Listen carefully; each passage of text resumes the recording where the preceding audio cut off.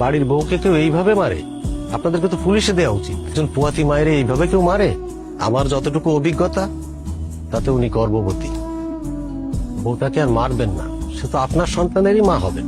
আপনি এত কথা কইতেছেন কেন? হ্যাঁ, আপনি ডাক্তার ডাক্তার হয়ে থাকেন, আপনার চেয়ে আমরা কম বুঝি না, বুঝছেন? ভাবি, তুমি বড় আম্মা হইবা। ডাক্তার যেটা কইলো এটা সত্য। তোর বাপের খবর কি? হ্যাঁ না, কইছিল 3 দিনের মধ্যে টাকা দিব, কই সে কই মরছে? এখন ঘরের চাল বিক্রি করা ছাড়া আমার বাপের তো টাকা জোগাড় করার আর কোন উপায় নাই। বিয়াই, তোমরা আমার মেয়েটার উপরে অত্যাচার করতেছ। আমার মেয়েটা গর্ভবতী, তারপরে তোমরা তার উপরে অত্যাচার করে তার মাইরা ফেলানোর পরিকল্পনা করতেছ। আমার মেয়েটা গর্ভবতী, তারপরও তার প্রতি তোমাকে একটু দয়া মায়া হয় না? তোমার সাথে আমার কোনো সম্পর্কই নাই। আচ্ছা ঠিক আছে, ঠিক আছে, এই যে কানে ধরলাম, কানে ধইরা গ্রামবাসী সামনে মাফ চাইতেছি। আমি এইসব যৌতুক মৌতুকের দাবি করবো, যৌতুক তো ভালো না। আমরা আসলে বুঝি নাই, এখন নিজে ভুল বুঝতে পারছি নাকি? বাপ পুরা তো একেবারে ভয়ের চুপ খাই গেছেন গা।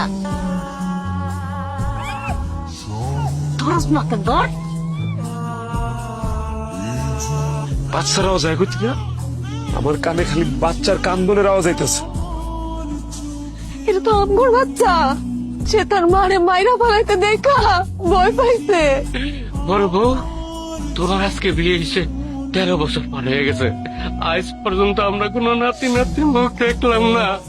আর আমার জাকিরের ঘরে সন্তান আইতেছে, আমি দাদা হইয়া নিজ হাতে নাতিরে মারতে এসে। ও ভাবি, তোর তো বাচ্চা হয় না, আমাকে সন্তান কিন্তু তোমার জেডি আম্মা ডাকবো।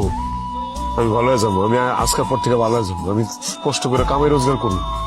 সব নষ্টের মূল তুই ভাবি, ভাবির কারণে আজকে আমার এই সোনার সংসার এরকম আগুন দাও দাও করে জ্বলছে। আর আমি আমার অবলা ভোটারে এইভাবে অত্যাচার করছি।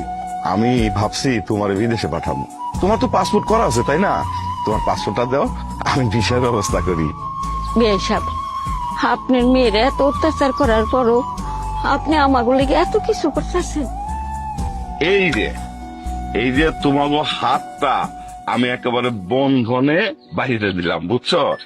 এই বন্ধনের বাঁধনটা জানি সারা জীবন থাকে, ঠিক আছে? হ্যাঁ।